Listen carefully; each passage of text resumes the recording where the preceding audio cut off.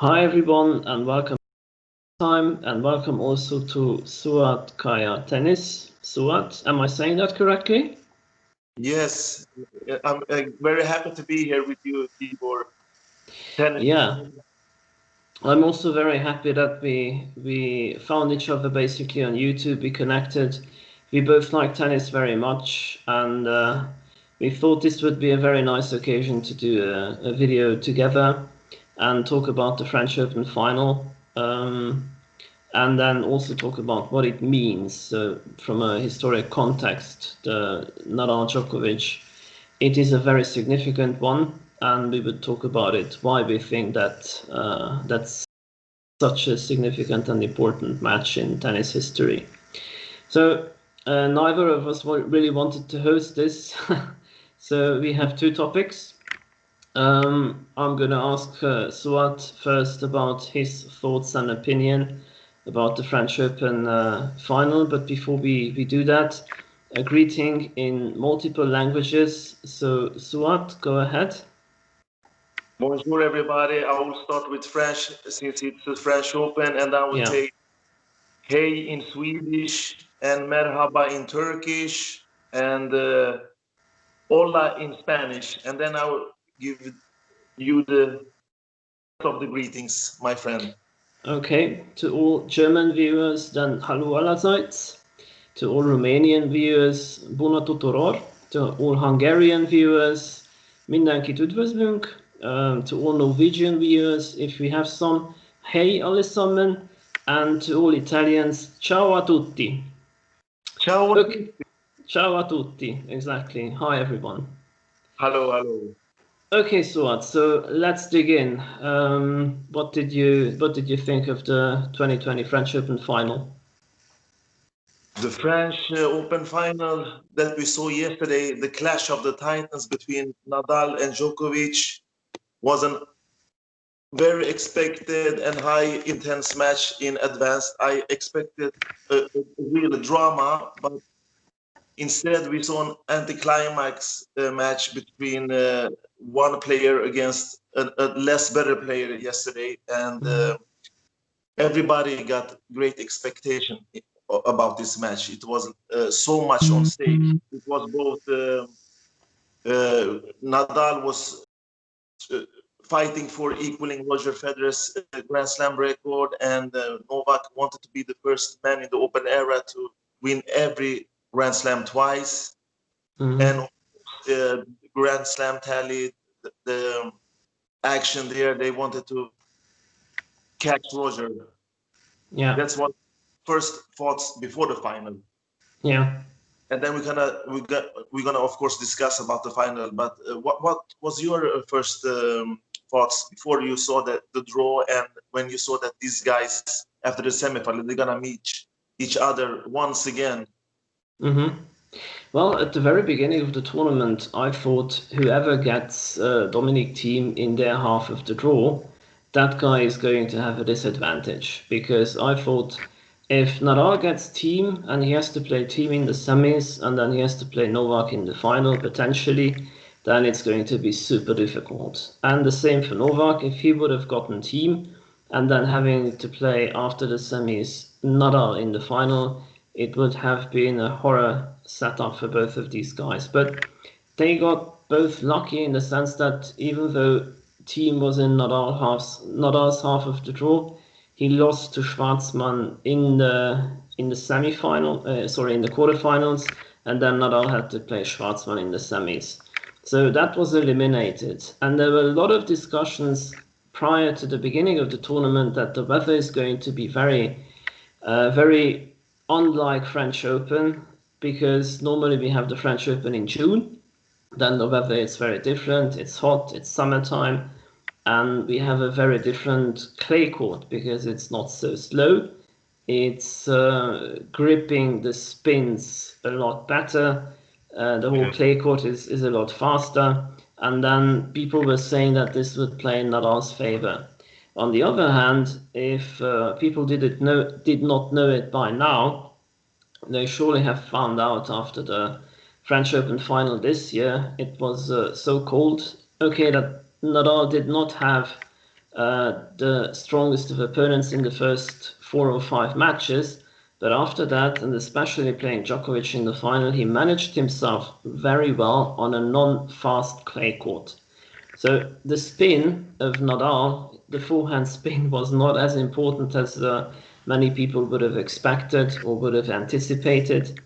What people probably did not consider, if you play on a very slow clay court, the conditions are different in the sense that if you have a big hitter, and not that Djokovic is the typical big hitter, but he can bash the ball and he can hit it very hard, you know. But even if he was trying to do that many times throughout the final against Nadal, it didn't really work because the slow conditions are not just slow for Nadal, it's slow for Djokovic as well. And people were also saying that Nadal maybe has lost a half a step compared to Nadal 6 or 8, 10 years ago. But given the fact that the court was slower, he was also better at defense. And if we now go directly into the final, and if we look at the number of unforced errors Djokovic was hitting, that number is incredibly high. He had a total of 52 unforced errors, Djokovic. And Nadal only had 14. Yeah, Nadal had an incredible run regarding unforced errors. He had 2, I think, in the first set, 4 in the second, and he had 8 in the third. Correct. Correct. That's very. You don't beat the guy that does 6 unforced errors in 2 first sets. He played so clean, Nadal. He was really put pressure on. He was on target from the first game. But to go until what you discussed before about the draw, we have seen Dominic Thiem being the party crasher twice against Novak Djokovic when they were on the same half, as you all know, last year, and I think it was 2017 also, if I'm not mistaken. Or was it 2008? Last year in 19, he's put out Djokovic in the semis, and in 17 he's put out Djokovic in the quarters. So that's correct. He was like the party crasher that everybody thought the one of these guys that got Thiem would have to work more harder in the final, and that would definitely benefit the other guy. But this Thiem crashed up earlier against Diego Schwartzman. It was wide open in the final, at least what I predicted, but I was very, very dead wrong, and you were right about the prediction there. Yeah, I did think that Nadal is going to win, but I honestly did not think it's going to be straight sets. I really didn't. And not just that it was straight sets, but it was a demolition, especially in the first 2 sets, you know? So that's something probably nobody really expected. Yes, it's not that how he won. It's not that Nadal won, because he is the best clay court player of all time. Everybody knows that. Just look at his resume, look at all the titles, 12 titles, no loss in the final. But the way he blew Novak Djokovic off court, that's the most impressive thing. And how clutch he, right from the start, he was super aggressive and didn't let Novak come into the match. Yeah, that's quite right. In my reaction video on this red clay surfaces of Roland Garros, Nadal is the only one that knows every grain of the red clay court better than anybody else. Yeah, that's probably true. Yes. So, what's your opinion about the match? If you look at the big picture, if you want to give your point of view of the match, if you're going to give a recap of the match, what's your thought? If you start with the first, we can maybe give my. Okay. I read recently during the French Open on one of the tennis websites that it was a very nice article, and it included the fact how many times it can happen that the start of a match, the first 15-20 minutes, can really determine the flow of a match. And I was thinking that this was a good example for that, because at the beginning, when Djokovic was serving in the first set and the first game, it was 40-15 up. So he had 2 points to get 1 love up in the first game.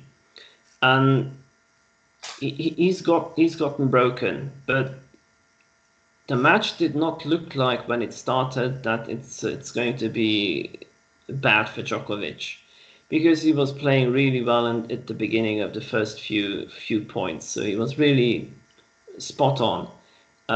Then he lost the advantage he had in the first game. He had some overheads. He couldn't win the point. Uh, Starting from that overhead, Nadal managed to recover.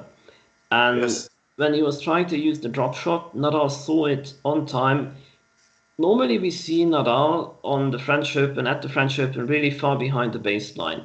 And now he went up to the baseline. He was really holding his ground firm on the baseline. And he did not really give up too much ground. And that also helped him to get to those drop shots. And Djokovic realized at the beginning that, okay, I thought I'm gonna punish this guy with the drop shot and then the lob, and he's gonna run like crazy, and I'm gonna win the points. But that's not what happened because Nadal was too quick. He did catch those drop shots. He did run back to the court, but he did catch all the lobs. So Djokovic must have felt that, okay, this is really going to be difficult. And he didn't really serve well at the beginning of the match. So he had, I think, in the first set, something like 42% of first serves in, which was very low. And you could have said, okay, he's not really hitting his serve well, he's not finding his spots. Nadal is playing well, and that's why he's winning. But no, because in the second set and in the third set, Djokovic did manage to raise his first serve percentage. He was 77% first serves in the second set.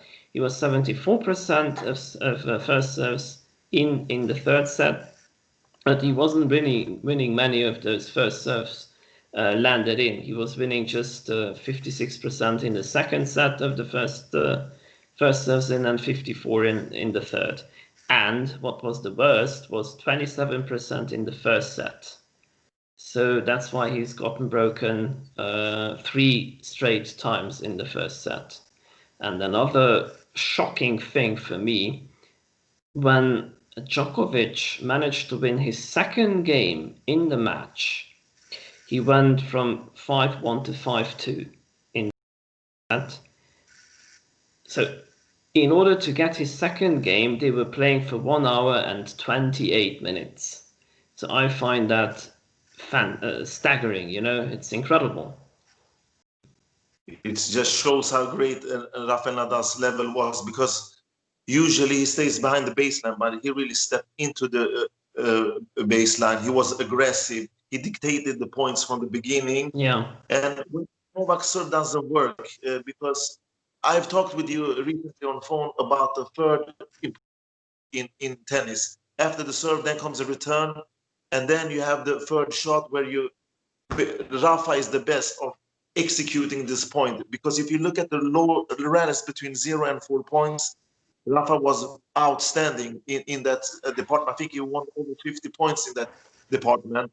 So it's crucial for a guy like Novak Djokovic to get his first serves in, and then try to take the advantage of a short return or something to step into the court like Rafa did so successfully. But if you win 27% of your first serves in and 47 of your second serves, it's not acceptable. And Yeah. everything that is significant when you think about Novak Djokovic, his returns, the depth and the length in his both cross-court forehand and his backhand, and his underrated serve, everything. Nadal was better on those apartments in the whole match. That's why he took his team into Novak, and he had him in his grip. He didn't let him go. And maybe I thought to myself, is Novak looking really nervous, or was he caught up by the heat of the moment? Because his approach, like we all know, after we saw the match, it's very simple. His tactical, his drop shot tactic was not a good decision in the beginning. Why start with that in the beginning of the match when you know Yeah. that Rafael Nadal, like you said, he has is one step slower, but when you slide or go from light left, but when he goes directly approaching directly to the ball, he's still one of the fastest on tour. So You saw that Rafa, and many of his drop shots were failure also. They didn't pass the net even. So I don't know. It reminded me of a desperate man not knowing what plan to put up against the bigger guy here. Yeah, And it was you all very. know Nadal's Yeah. consistency, because you know that now Rafa, he never disappears from his match. He's always there. And Novak knows that, and that I think. Yes. Yeah, just a thought on what you were saying, that Djokovic did say during the press conference after the match that Nadal surprised him. And I Yes. was thinking, this is the 56th match they are playing against each other. This is an open era record. So these guys Yes. know each other well. And then Nadal comes up with something like that, and Djokovic says, well, Nadal surprised me. That was quite shocking to hear in a way, because I really did not expect that, you know? No, I agree with you. You know, he should know Nadal. They know each other better than anybody else. They has, like you said, 56 matches against each other. They know, especially on clay court. Djokovic really knows, because he's probably the guy that has beaten Nadal most on clay. I think they are head to head around 8-7. So his game plan in a Grand Slam final, when so much was on stake, was just a terrible matchup plan for me. I couldn't believe what I saw. I knew that he was going to use those drop shots, but not in the beginning. Yeah. And when the momentum first set, he didn't look good for me. I thought maybe he would raise his steps in the second set, but his serve got better, a little bit better, like you said. He managed to win 56% of his first serves and 38 of his second serves, but he still did more outpost errors and first 17 outpost errors and only hit 14 winners, and didn't even touch Nadal's serve. He didn't even got rewarded with a breakpoint opportunity. And Nadal got 8 breakpoint opportunities and took 2 of them, like you said, and broke Djokovic to take the huge advantage to sets up.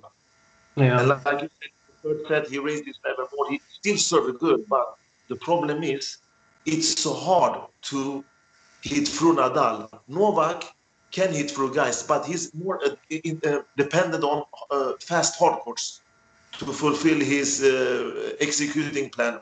If you want to hit through, he needs courts. Like he has, if you look at the AO final last year, 2019, look how Novak played there, contra to this match.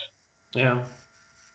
Yeah, it was the complete opposite. I had the same thought that back then, Djokovic was the one who dominated really, really badly, and Nadal got a really severe beating. And now the roles got reversed a little bit, because this time it was Nadal on his favorite clay court where he could persevere. Yeah. He didn't create any offensive at all, mostly in the match. It was like he waited. You can't wait for Nadal to make a mistake. He was out of balance in this match, because Yes. with easy first set and the second set. Quite right. But at the same time, he was also pushing many times Djokovic. He was trying to go for too much, because he knew that if he's not, then Nadal's going to punish him sooner or later. And coming back to the errors Nadal was making in the entire match, so few errors. Djokovic was doing a lot more. It was 13 in the first set, 17 in the second, and 22 in the third. So it was just too much.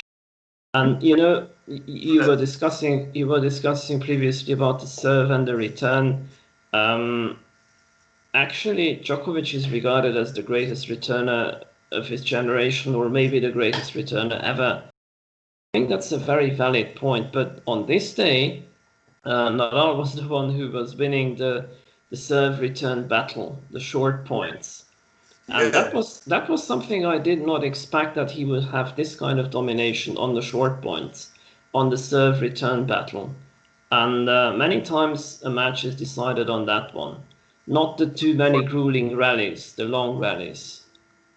Nadal won 50% of Novak's first serves return when he had to return Novak's first serve and 39 of his second serves. And Novak's number was super low, 33% in Nadal's first serve and 31 in the second serve. That's not the real standard for Novak Djokovic. So I think that his backhand, one thing that I've noticed during the tournament, maybe you have noticed because you have a good tennis side, that his backhand is not as rock solid as before because he spread those unforced error a lot with his backhand. What's your honest opinion about Novak's backhand, who normally is one of his biggest weapons? I think as you're saying, the backhand is his stronger shot. The forehand can go sometimes a little bit off, but since 2011 he has improved his forehand tremendously. When he was, yeah, when he was coming back from injury in 2018, at the beginning he had more problems with the forehand, but both shots came really back.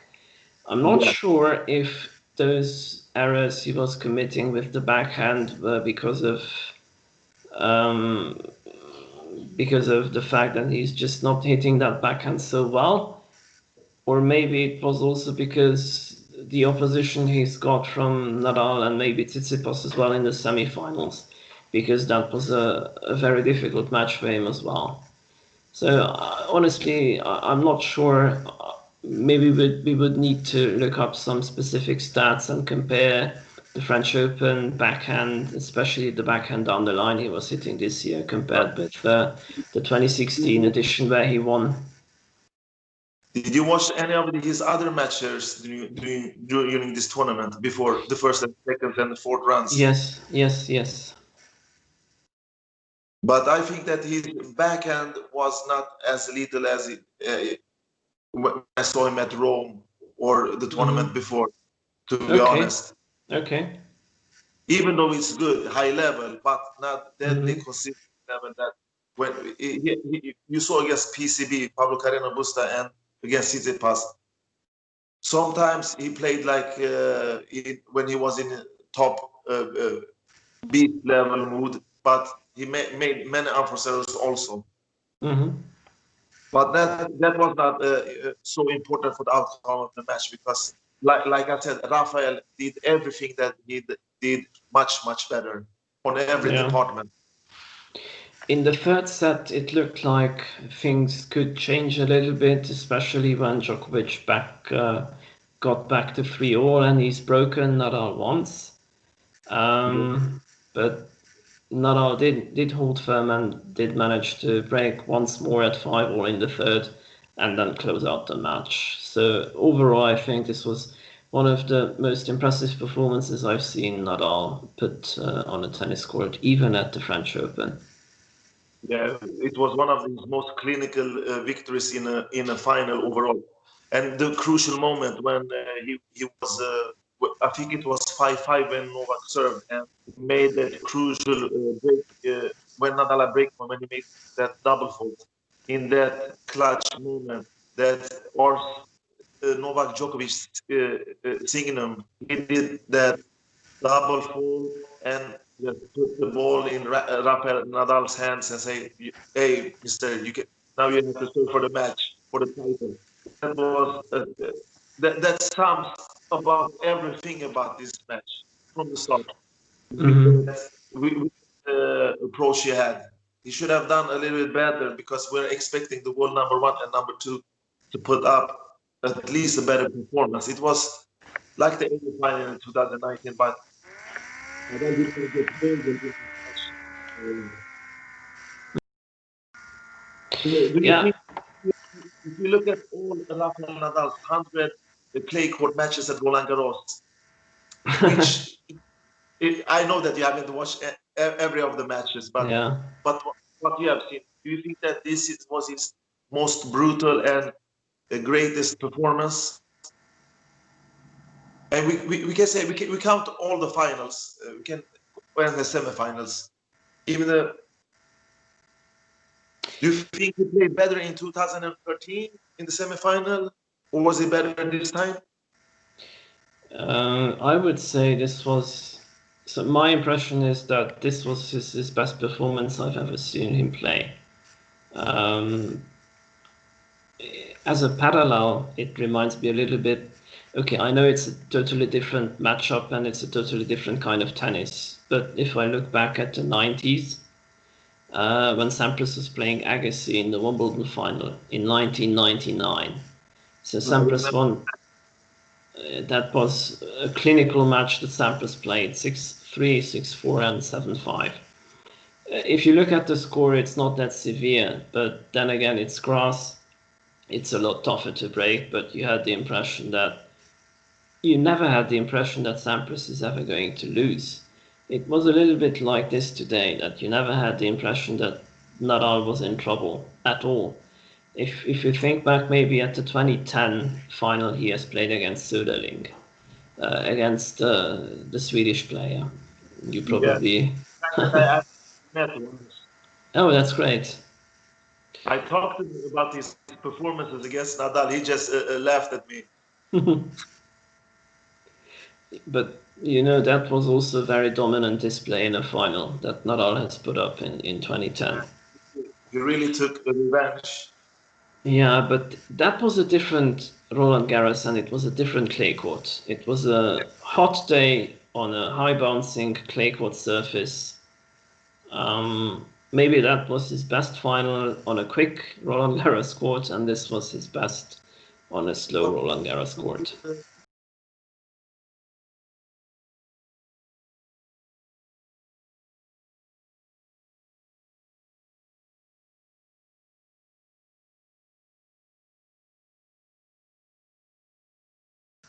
Uh, 2008 final between Roger Federer and Rafael Nadal, the beat down there. What do you think about that performances? Yeah, you're absolutely right. I had not think of it, but that's a very good. It's a very good example. That was a very, very, very dominant performance by Nadal back then. I think Federer has won only 4 games, and as you said previously, he was bageled in the final set, Federer. So yeah, that was probably his best performance on a regular summer Roland Garros final, and this was his best on a slower condition Roland Garros final. And Roger Federer's worst loss in his final in his career, I think it was his worst beat. I've never seen him that helpless in a match. He was totally out dominated by a super clinical Rafael Nadal in this match. Yeah, The way Nadal won, but the Rafael Nadal in 2008 and now are two different human beings. If you look at his tennis skills, he has been getting better since then, but he's not as fast as before. We all know that his backhand is very underrated. His cross-court backhand that he hit a lot of winner against Novak Djokovic. We saw yesterday how great that backhand was. yeah, absolutely. So you're spot on. They're two different kind of tennis players. Back then, he was more the defensive player who turned many, many things into attack. Today, he's become more the first strike tennis person, like you were saying, that how important the third shot in tennis is. When he serves, he gets the return. Something like 80% of the time, he's hitting the next shot with his forehand. He's trying to be super aggressive on it, dominate quickly, and win the points as quickly as he can. Yes. All right, so maybe we should. We've been going on for something like 30 minutes already. Maybe we should go on to talk a little bit about the historic context of this Nadal Djokovic French Open final. Yes, the significance over this epic final that Rafael won. What will this mean for the future in rivalry between the big three? I will let you take the first words here if you are okay with that. Of course, sure. So I've put a few thoughts together on this one. When I was doing the preview video, I've seen that they've played 55 times prior to this one. So this was Nadal's 27th victory against Djokovic. He still has a losing record against him. He's 2 wins behind Djokovic. Yeah. But it was a big milestone for him from a head-to-head perspective. In Grand Slam finals, they were tied. It was 4-all so far, and now Nadal has the lead 5-4. That means they've played 9 Grand Slam finals against each other, and interestingly enough, that's the same number that Nadal has played against Federer in Grand Slam finals. They've played also 9 times, and then Nadal also has the edge, 6 matches to 3. It's free. Yeah, so Met Novak Djokovic totally 16 times in Grand Slam, if you don't count the finals, and he's 10-6 there in that stat yes, also. So he's ahead. that's right. Probably one of the biggest achievements in tennis.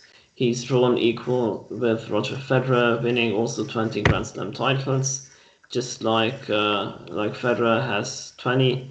Federer has been the record holder on Grand Slam titles basically since 2009 when he's won Wimbledon. That was back then his 15th title. So And since then, come again? against Andrew Roddick, I remember that Yeah, match. yeah, against Roddick, yeah. I think even Pete Sampras, your favorite guy, he was at the stands. Yeah. He was watching. Yeah, that's correct. So this was a record which was then 11 years old, and basically Nadal has managed to draw equal, and he has chances. If he plays on like this, nobody can really dispute that he's the favorite next year as well for the French Open. So he might get even more. That's probably one of the biggest achievements. Another thing, this is The his. Grand Slam final 2009. Yeah. Um, So this is Nadal's 13th victory at the French Open. He has been the record holder here with 12 victories. Nobody has won a title ever 13 times. So nobody in history has done that. At least if my reaches is accurate, that's what I found.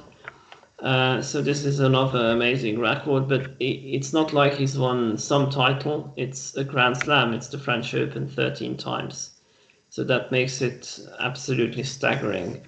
The next player who has won a slam times, that's Margaret Court in the women's field, the Australian legend. She has had 11 Australian Open titles. So Nadal has.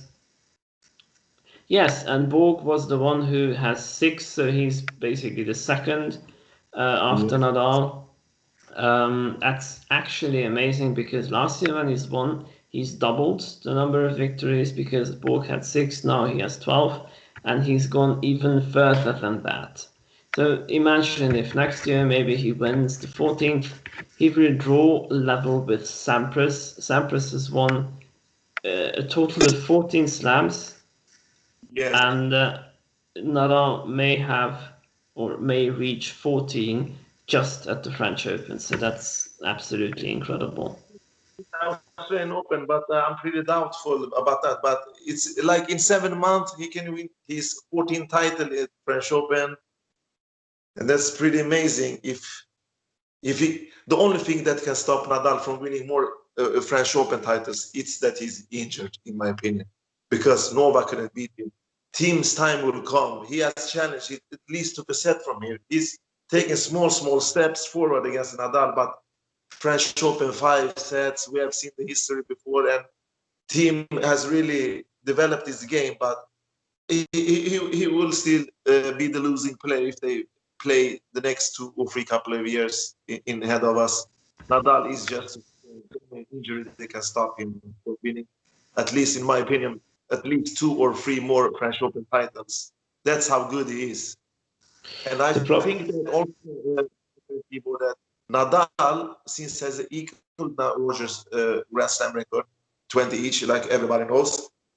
he would start to take more care of his body, prepare himself from injuries like he did last year. He didn't go into the tournament, at least the hardcore tournaments, before US Open and other smaller tournaments. I think that after this, he will play more tactical to to extend his career like Roger has done. And they will, we will see him at least 3 or 4 more years on the tour. And I believe that he can easily collect 2 or 3 more slams at French Open. And then, because no matter what happens in Nadal's career, he always has the French Open. He has always the Roland Garros. That's what I honestly think. He's that good. What do you That's think? yeah, that's the perspective what we have from the outside when we look at him and we see how good he is. I was just the other day discussing with a friend of mine who also likes tennis a lot, and he was reminding me that in 2005, when we saw Nadal win the French Open for the first time, I said, I think this guy has such a good attitude and such a well-suited game for clay, and he likes that surface so much he could win even more French Open titles than Björn Borg. And he was laughing and saying, well, okay, that's a bit of a stretch to make a prediction like that. Uh, okay, my intention wasn't to predict something like that. I was just saying I think this guy is so good, but it's not like he's reached 6 or 7. He's won 13, as we so many times said prior to that. What I was trying to say, as I said at the beginning, for us it seems you used the word he can win it easily. He doesn't see it like that. I agree with you that he's the best player on clay, and rightly, as you said, if he's not injured, he's probably the top favorite. Until he plays the French Open, he will be the top favorite. But for him, he sort of has a different attitude in the sense that he always has doubts. Maybe the backhand is not working well enough, or the forehand down the line is not working well enough, or he has problems on the return, and he always feels that he needs to work on something, and that keeps his intensity so high up. So I agree with you. If you look ahead, maybe he's going to still play. You said 3 4 years. I don't know. That's a lot because now he's 34. If he plays 4 more years, he will be 38.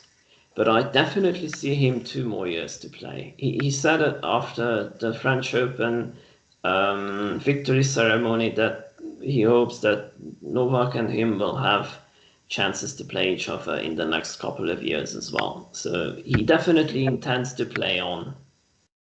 Yeah, he wants to now. Look at, he has redrawn the map now. He has been chasing Roger since the beginning of the rivalry. Now he has caught up with the Roger because I, as a big tennis lover, I always waited for this day. I knew somehow Nadal is gonna catch Roger, but when? And then we know in 2017, Roger was like a his career was like a newborn. He collected the AO, the Wimbledon, and the AO in 2018.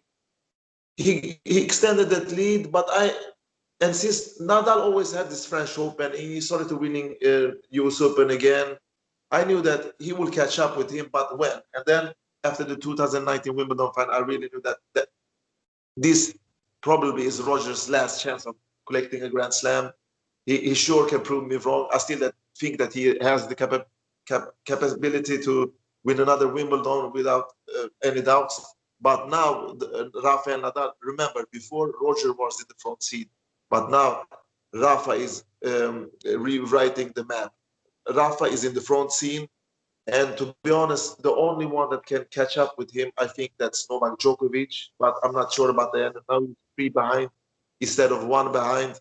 That's a big difference for the outcome of this rivalry and this big freeze career. And what's so important is that Nadal has really showed that he's the most mental tough because not is he only the consistent. He delivers all the time, all the time, all the time. We have seen Roger disappear from matches. We have seen Djokovic do that, but never Rafa Nadal. That's what makes him so unique. Mm. Yeah, so things can change and turn so quickly in tennis. For instance, if we look at the Australian Open, this year Djokovic winning his 17th title, just ahead of the US Open, he was the top favorite. He had that unfortunate incident where he was defaulted. Okay, it's an if game. It doesn't really make a lot of sense to say if and whatever, but I'm just trying to make the point that things can really turn so quickly. He was the absolute favorite to win to win the US Open, and if he would have won it, he would have been at 18 slams. If he would have won against Nadal in the final, he would have drawn equal with Nadal. So Yeah. what happens now? He got defaulted there, he lost the final here, and suddenly he's 3 slams behind Rafa as well, not just Roger. But who knows what will happen next year, because everybody knows the Australian Open is Djokovic's favorite tournament. He's the absolute favorite normally when he plays there, so we might have yet again Djokovic winning next year. But this conversation reminds me of the fact that everybody was talking at the end of 2019 of a potential change of the guard. If the new generation is going to come and maybe beat the big guys in slams, it didn't really happen because Nadal was not at the US Open, Djokovic was defaulted, and the other 2 slams where they were there, Nadal, Djokovic were the top players to beat. So it's still for Like, 2021. They still can go on and they still can win slams, I think. but look at this, my friend. Look at Novak Djokovic's last Grand Slam victory against Dominic Thiem. Dominic Thiem really pushed him. He was very close of winning that match. And the Grand Slam before that, that was the Wimbledon final against Roger Federer. Roger Federer had 2 match points. He was so close. He should have won that match, but we can say should have won or what if and things like that. But just look at these 2 latest Grand Slam victories. Novak has really had to dig deep. One was miraculous, to be honest. How Roger could do that, that's still I still can't believe that. But Novak, like he does when he goes for the save, he makes Roger earn the point, and Roger didn't do that. He choked, in my opinion. And then I guess everybody thought after the fourth set that Dominic Thiem, in the beginning of the fourth set, that Dominic Thiem was gonna win this match. But what happened? Novak Djokovic bounced back and showed why he's the best clutch player in the history of tennis. Maybe. Like I said, look at his 2 latest Grand Slam victories. It's really been hard for him. It was so close for him to lose, but he still managed to win those 2. So imagine when these other guards, the new guards, are knocking on the door, because Novak's problem is the new players, like hard hitters like Dominic Thiem, like Tsitsipas, like Medvedev, and Zverev. Those are the guys that he will have the mostly problem of if we don't count out this French Open journey here where Nadal destroyed him. Because on clay, on French Open, Rafa will always be the ultimate task for any player. But if you look at other Grand Slam, the fast courts, the other guys are a bigger threat to Novak than Nadal is. You have seen the late couple of years. When did Rafa Nadal beat Novak Djokovic in a hardcore Grand Slam or Wimbledon? The last one. Yeah, that was 2013, so that's really a long time ago. Super 2013 was the year. So the other guys are coming, and they know now. Zverev had tasted the Grand Slam final. He knows he can compete with big boys. That not only the hyped talent. Dominic Thiem has reached 4 Grand Slam finals now, as you all know, if I'm not mistaken. And Medvedev 2 semifinals, Tsitsipas 2 semifinals. So they are starting to coming the new gods, but it still takes a little bit extra, a little bit more. Maybe luck with the draw. It depends. Sometimes it's small margins, but they are really knocking on the door next year for sure. Yeah, next year will be Also very interesting to watch. All right, Suat. I think we've covered the topics we wanted. It was a pleasure to have this conversation with you. I really enjoyed it. Hope to do it again sometime. It was a pleasure. It was an honor to talk tennis with such a great guy first, and a guy that knows tennis really from the roots to the top. You're simply amazing. You're analyze everything so great, and it's always a pleasure to talking to you. So Thanks. you have too high praise and too high opinion of me, but thank you. To those who are watching this, haven't seen his episode with Gil Gross about Pete Sampras and Boris Becker indoor match, please watch that video. If you like uh, great tennis with great, you have to watch the match. Then you can come back and add a comment there. So Tibor, Okay. thanks for taking me in here in your video here, and I hope that we'll do more things like this in the future. Take care and adieu, like they say in French. All Is it right, correct? Suat. Yes, that's correct. Thanks. Adieu. See you next Yeah. time. Bye bye.